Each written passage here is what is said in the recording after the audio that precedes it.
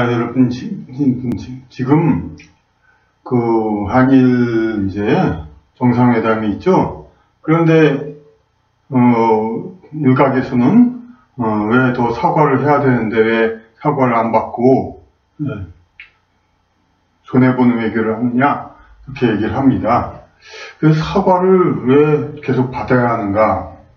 그런 건 이제 다른 일본 입장에서는 사과를 할 만큼 했고, 한국 내의 이제 상대적으로 이제 일본을 반의를 안 하는 쪽에서도 사과는 할 만큼 하지 않느냐. 근데 왜 그럼 한쪽에서는 그럼 어쨌든 간에 사과를 계속 해야 된다고 하고, 왜 한쪽에서는 사과를 안 해도 된다 이렇게 생각을 하는가.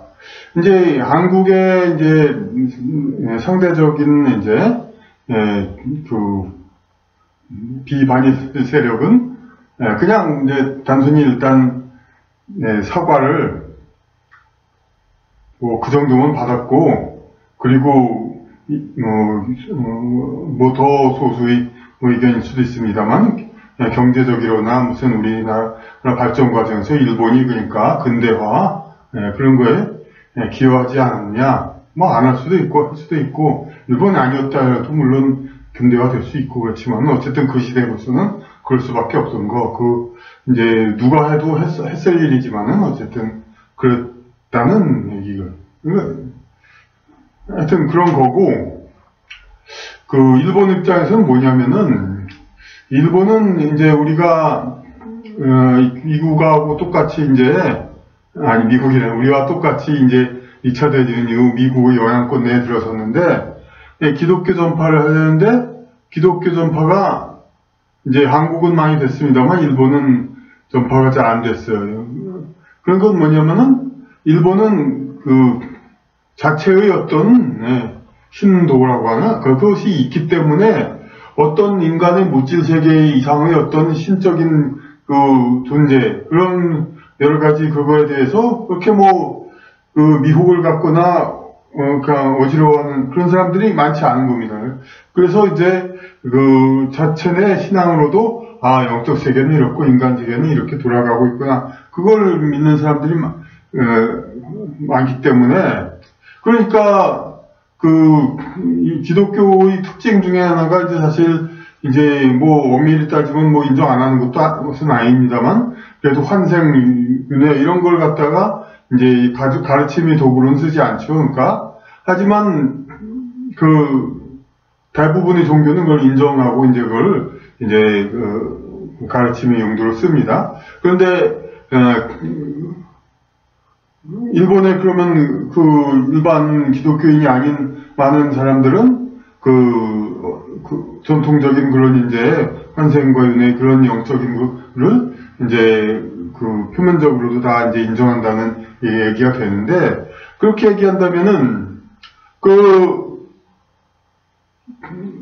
1900년에서 1950년, 45년 그러니까 저건 대충 20세기 초반 그동안에 이제 일본이 한국에 어쨌든 결과적으로 피해를 주고 그런 것은 이제 공식적으로 인정된단 말이에요. 그래서 이제 그 시대에 살았던 사람들이 60년대, 70년대에 계속해서 한국에 사과를 하고 그랬어요. 그런데 지금은 그 1945년이 마지막이라고 한 거죠. 일본이 피해를 주고. 그때 태어난 사람이라 하더라도 벌써 70대 중반 이상이 넘습니다. 그러니까 이제 그 일반 그 활동하는 사람 중에는 거의 뭐 살아있는 사람이 없다고 볼 수가 있습니다. 그러니까 그러면은 과거 일본이 가해자로서 그 일본 사람이 한국 사람에게 가해를 했어요. 하지만 그 사람은 이제 어쨌든 1950년에서 2020년 사이에다 죽었습니다. 죽은 다음에 일본 사람이라면은 한국을 가령 이제 한국 사람 같으면 일본 사람을 증오하고 일본 사람은 한국 사람을 경멸하고 뭐 그런 서로의 악감정이 있을 때 상대방의 민족, 상대방 국가의 입장을 이해하기 위해서 다음 생에선 그것도 배우기 위해서 바꿔서 태어날 수가 있습니다. 그러면은 일본 사람이었던 사람은 20세기 초에 한국 사람으로 태어나서 피해자인 한국의 입장을 몸소 겪게 됩니다. 그래가지고 새로이 깨닫습니다. 그 반대로 또 20세기 초에 한국 사람이었던 사람은 일본을 증오하다가 일본이 마냥 악하기만 한 건 아니다. 그걸 배우기 위해서 다시 일본 사람으로 태어납니다. 그러면 어떻게 됩니까? 전생에 가해자였던 사람이 환생해가지고 피해자를 향해서, 전생의 피해자를 향해서 옛날에 피했던 거 사과하라. 전생에 가해했던 사람이 사과하라고 요구하고, 전생에 또 피해자가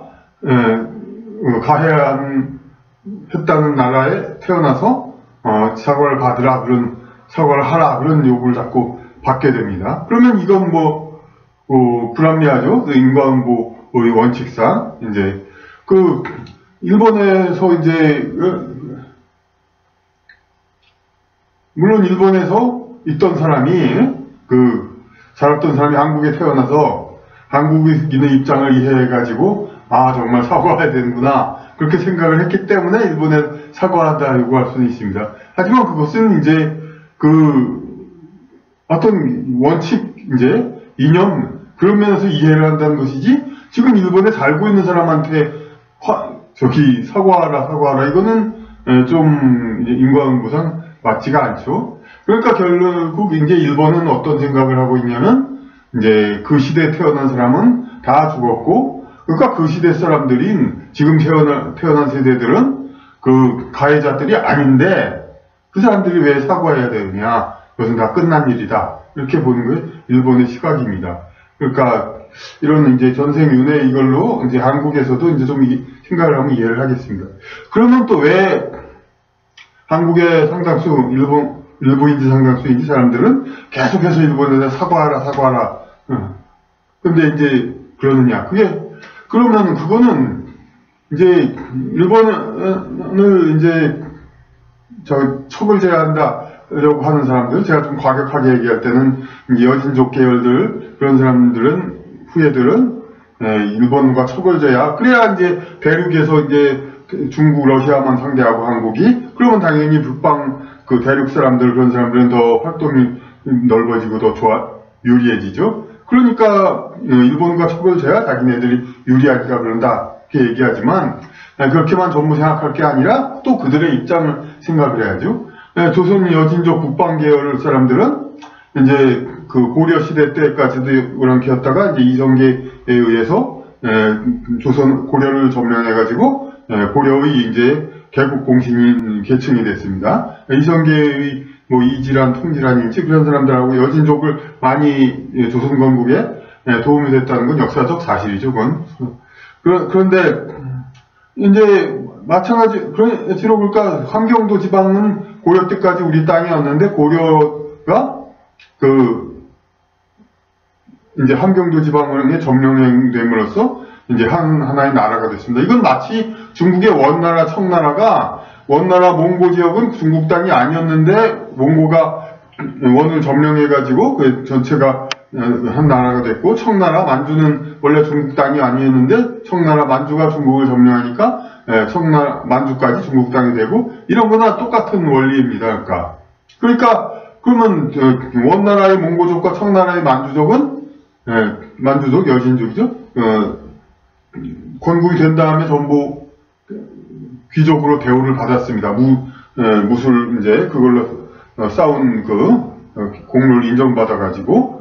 그런데 한국의 여진족은 대우를 받지 못했죠. 오히려 우리 정도전 같은 드라마에서도 볼 수 있듯이 군자가 되게 한 나라 그래가지고 신권 위주의 그런 나라가 되게 그렇게 하려는 것이 강했기 때문에 초기에는 자꾸 막으려고 했습니다만 결국은 세조까지도 이제 계속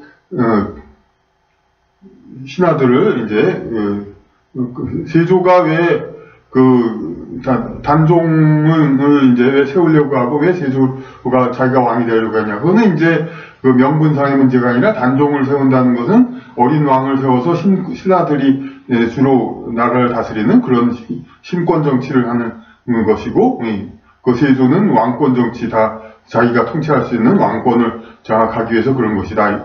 근데 이것은 단지 그 명분상의 신권, 왕권정이 아니라 그 신권 정치를 하는 세력은 주로 중국, 중화 쪽 지역과 관련이 있는 중국으로 치면 한신, 한족에 해당하는 그러한 이제 중화 문화를 중심의 그런 이제 그런 족속이고, 왕권은 주로 여진족 계열과 함께 들어와 가지고 이제 북방의 그런 쪽 사람들이죠. 그러니까 서로 어느 쪽 계열이 더 권력을 잡나 그런 거의 문제입니다. 그래서 이건 좀 옆에 세간 얘기인데, 어쨌든 왕은 계속 이어왔습니다만, 왕들도 계속 이제 귀족 양반들과 통혼을 하다 보니까, 그리고 이성계 스스로도 자신이 여진족인지 아닌지는 모르지만 아니라고 하죠. 이제, 다스릴 발만 여진족을 다스렸다고 할 뿐이고. 그러니까 왕족은 여기 그거는 이제 노골적이진 않고, 왕족이 뭐 북방, 민족이다 뭐 그런 얘기는. 그런데 대신에, 어쨌든 데려온 수많은 여진족이 계열이 있어요. 그리고 그와에 더불어서 이제, 어쨌든 이제, 중국에서도 명나라가 세워지고, 몽고족이 이제 천대를 받으니까, 몽고족이 그걸 피해서 한반도로도 많이 왔을 겁니다. 그러니까, 한반도에 이제 기존 한문화 종족 이외의 종족들이 많이 들어왔죠. 그런데 이 사람들이 어떤 이제 대우를 받지 못했죠. 이제, 여진 계열 이제 싸움에 능한 사람들도 평화가 온 다음에 대우를 받지 못했고, 그러니까 조선시대에 결국 여진 몽고 계열은 천민 상민 그런 대접을 받고 유랑극단이나 하면서 세금을 면제받았다고 하죠. 이제 중국 원나라 몽고족, 천나라 만주족이 이제 세금 같은 건 안 받고 당연히 면제받으면서 이제 권리를 누렸듯이 여진족은 세금을 안 받았는데, 우리가 중고등학교 역사에서 천민은 세금을 안 받았다, 이거가 천민을 배려해서 세금을 안 받은 게 아니라 결국 그런 이제 외국인 노동자 같은 족속들, 그런 사람들한테 세금을 안 받은 거죠. 그리고 여진족은 특히 건국의 기여 군사적으로 그것을 생각해서. 근데 그 사람들이 어쨌든 건국 이후 사실상 결과적으로 팽당한 거죠. 그러니까 500년 동안 어떻게 됩니까? 소름을 받은 겁니다. 그러니까 배반당하고. 그렇게 해서 양반들한테 이제 눌림을 받고, 그렇게 우리는 그런 얘기들 많이 있었죠. 많이 있죠. 우리 조상 역사를 이제 깎아내리고, 보수적인 그런 정치적 견해를 하는 사람들도 상당수가 이제 과거 양반들을 아주 깎아내리고 그러죠. 그런 원한이 있기 때문에. 근데 이런 사람들한테 일제히 점령은 새로운 기회입니다. 전통적 양반들이 몰락을 했으니까. 그러니까 자신들이 이제 한반도를 세력을 얻어야 되는데, 근데 세력을 얻은 건 어디입니까?